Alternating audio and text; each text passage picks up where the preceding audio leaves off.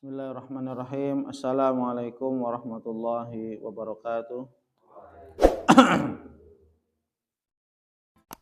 Alhamdulillah rabbil alamin wassalatu wassalamu ala asyrafil anbiya'i wal mursalin wa ala alihi wa ashabihi wa man ihtada bihadihi wastanna bisunnatihi ila yaumiddin. Amma ba'd. Mari kita awali majelis ilmu ini dan baca doa talabul ilmi. Bismillahirrahmanirrahim. Rabbi zidni ilman, Allahumma anfa' bima 'allamtani wa 'allimni ma yanfa'uni warzuqni ilman yanfa'uni. Amin.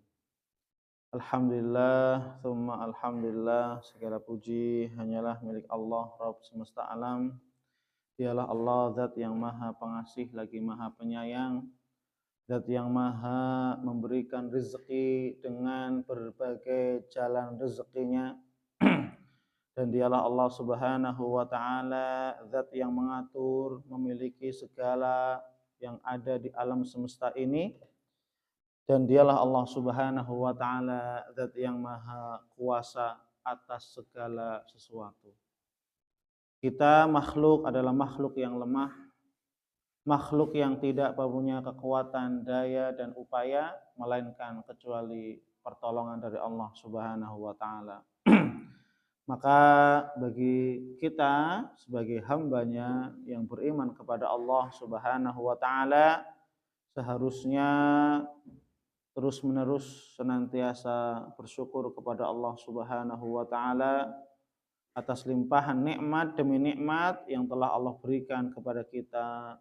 Sampai saat ini, detik ini, kita pun masih merasakan nikmat-nikmat Allah subhanahu wa ta'ala. Maka janganlah kita mengingkari nikmat tersebut, janganlah kita mengkufurinya, bahkan justru kita wajib untuk mensyukuri nikmat Allah subhanahu wa ta'ala dengan kita senantiasa istiqomah beribadah kepada Allah subhanahu wa ta'ala sampai ajal menjemput kita masing-masing. Dan semoga Allah subhanahu wa ta'ala mewafatkan kita semuanya dalam keadaan husnul khatimah. Amin, amin ya rabbal alamin. Baik, insyaallah pada kesempatan pada subuh kali ini kita akan melanjutkan pembacaan hadis dari kitab Riyadhus Shalihin, masih dalam babul muraqabah, bab tentang muraqabah, yaitu senantiasa atau selalu merasa diawasi oleh Allah subhanahu wa ta'ala. Masih di hadis yang ketiga, kemarin kita sudah membahas sedikit ya dari penggalan hadis yang pertama. Hadis yang ketiga ada dua hadis yang berkaitan. Nah, sekarang kita lanjut hadis yang bagian hadis yang kedua dari itu ya, hadis yang ketiga. Masih dari sahabat Abdullah bin Abbas radhiyallahu an, ya. Yang diriwayatkan oleh juga Imam Tirmidzi rahimahullah, ya. Rasulullah sallallahu alaihi wasallam mengatakan ya dalam riwayat yang lain ya, ihfazillah tajidhu amamak. Jagalah Allah, niscaya engkau akan mendapati Allah di hadapanmu. Ya. Maka siapa saja yang menjaga Allah, maksudnya menjaga Allah adalah menjaga hak-hak kewajiban kita kepada Allah. Kita menjaga sholat, kita menjaga aurat kita menjaga lisan kita, menjaga perilaku kita untuk tidak menzalimi saudara kita menjaga diri kita dari perkara-perkara yang haram, diharamkan oleh Allah subhanahu wa ta'ala. Kita menjaga pandangan, menjaga tangan, menjaga telinga, ya. Kita menjaga keistiqomahan kita untuk beribadah kepada Allah. Maka ini yang disebut dengan menjaga Allah, ya. Maka barang siapa yang dia betul-betul menjaga Allah subhanahu wa ta'ala dengan dia istiqomah beribadah kepada Allah, ya, menahan dirinya dari hal-hal yang haram, tidak mendolimi saudaranya, niscaya engkau akan mendapati Allah di hadapanmu. Artinya apa? Allah akan memberikan petunjuk, solusi, jalan keluar. Allah memberikan penerangan, hidayah, ya, itu, ya. Ta'arraf ilallah fir raha ya'rifka fisyiddah. Ini kaidah kehidupan. Perhatikan ini, ya. Ta'arraf ilallah fir raha, maka kenalilah Allah pada saat roha lapang. Ini kaidah kehidupan nih, ya. Kenalilah Allah pada saat dalam kondisi lapang, ketika sedang lapang, sehat, ketika sedang dalam kondisi banyak rezeki, dilapangkan rezekinya, masih bisa beribadah, masih muda, masih punya kekuatan. Ingat Allah. Ya. Ketika dalam kondisi lapang, ingat Allah Subhanahu wa taala. Kenalilah Allah. Maksudnya apa? Kenalilah Allah. Ya tadi dengan sholat, dengan puasa, dengan nuntut ilmu, dengan menutup aurat, ya, dengan beribadah. Ya'rifka fisyiddah, niscaya Allah akan mengenalimu pada saat kamu sedang dalam keadaan susah. Ya, dalam keadaan sempit, dalam keadaan susah, dalam keadaan ya di masa tua, mungkin sakit-sakitan. Allah masih ingat, oh ini dulu hambaku yang sewaktu muda beribadah kepadaku, sekarang ya sudah tidak berdaya. Aku kan tetap memperhatikan, akan mencukupi, akan memberikan kecukupan kepada hamba. Oh dulu yang di waktu masa lapang dia tetap ingat kepadaku, maka ketika di waktu susah pun Allah ingat. Diberikan kemudahan, diberikan kesabaran, diberikan keikhlasan, diangkat ya musibahnya, ya. Karena hakikatnya Allah Subhanahu wa taala yang Maha Kuasa, yang mendatangkan kelapangan, dialah Allah yang mendatangkan kesempitan. Dialah Allah yang memberikan kebahagiaan, dialah Allah yang memberikan kesengsaraan. Sebagai bentuk ujian bagi orang beriman, ya. Maka kenalilah Allah pada saat lapang, maka niscaya Allah akan mengenalimu pada saat dalam kondisi susah maupun sempit, ya. Karena rata-rata kebanyakan orang kalau diberikan kelapangan, sehat, lalai. Diberikan kelapangan rezeki, diluaskan rezekinya, lalai, nggak mau berinfak, tidak mau bersedekah. Ya, seakan-akan harta yang didapatkan itu karena hasil kerja kerasnya. Seakan-akan harta yang didapatkan itu karena hasil pertaniannya yang dia gigih dan seterusnya, berusaha secara keras. Hakikatnya Allah Subhanahu wa taala yang mendatangkan rezeki. Tanpa kita ikhtiar pun Allah sudah jamin rezekinya. Ya. Allah bisa nggak ngasih rezeki tanpa kita bekerja? Bisa saja. Allah Maha Kuasa. Lah buktinya apa? Kita berada di rahim ibu kita. Kita nggak perlu kerja. Selama kita balita, ya, kita kerja nggak dapat makan? Nggak kerja, ya, tidak kerja. Tapi kenapa ketika sudah dewasa ketawakalannya kurang kepada Allah Subhanahu wa taala? Ya, ketawakalannya kepada Allah Subhanahu wa taala dalam hal rizki, dalam hal segalanya kok malah semakin berkurang. Bukankah Allah Subhanahu wa taala yang telah menyatakan, "Wa ma min dabbatin fil ardi illa 'alallahi rizquha." Tidaklah satu hewan binatang melata pun di dunia kecuali Allah sudah jamin rezekinya. Bayangkan hewan saja sudah dijamin rezekinya, apalagi yang namanya manusia. Hewan yang tidak punya akal. Hewan memang punya akal, bagaimana cara makan, bagaimana cara jualan. Hewan punya nggak cara-cara gitu? Ya, tidak punya. Tapi manusia diberikan akal. Supaya apa? Berpikir. Ya, dalam mencari rezeki. Ya, bisa saja Allah memberikan rezeki tanpa perlu kita kerja, bisa.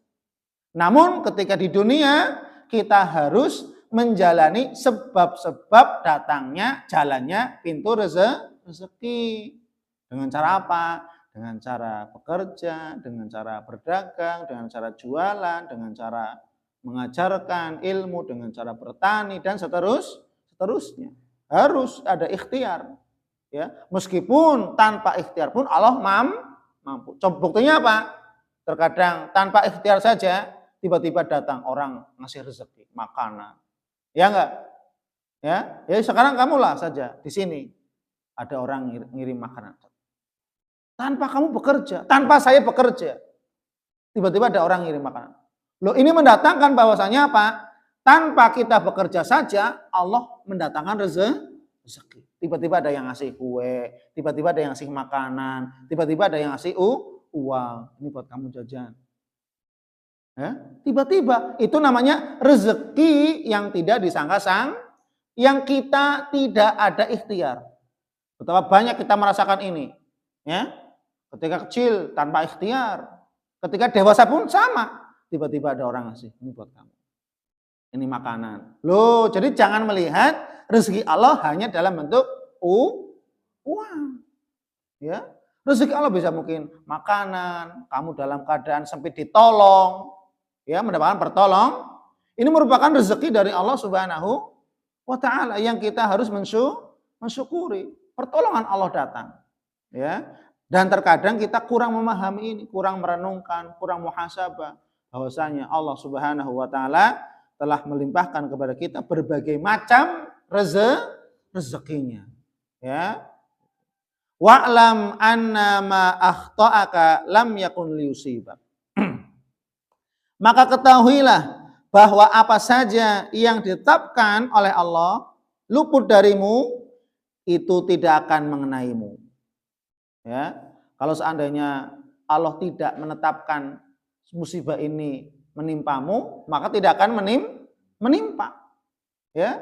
Kalau ada orang ingin zalim kepada kita, ingin melempar batu, ingin apa saja berbuat zalim kepada kita, kalau seandainya Allah tidak menakdirkan, sampai enggak?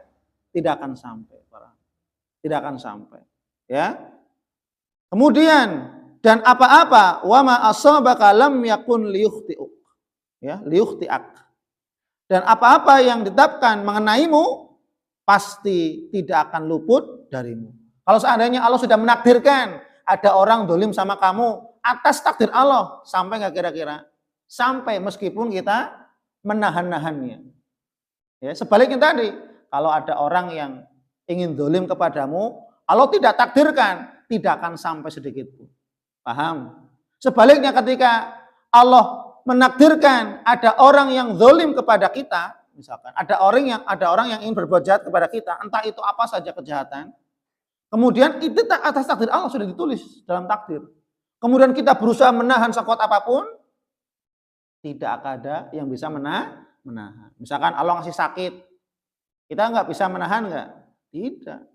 Udah sakit langsung sakit, ya, gitu. Maka inilah ketetapan Allah Subhanahu wa taala. Semuanya berdasarkan takdir Allah Subhanahu wa taala. Tinggal kita apa? Menjalani sebab-sebabnya, ikhtiar.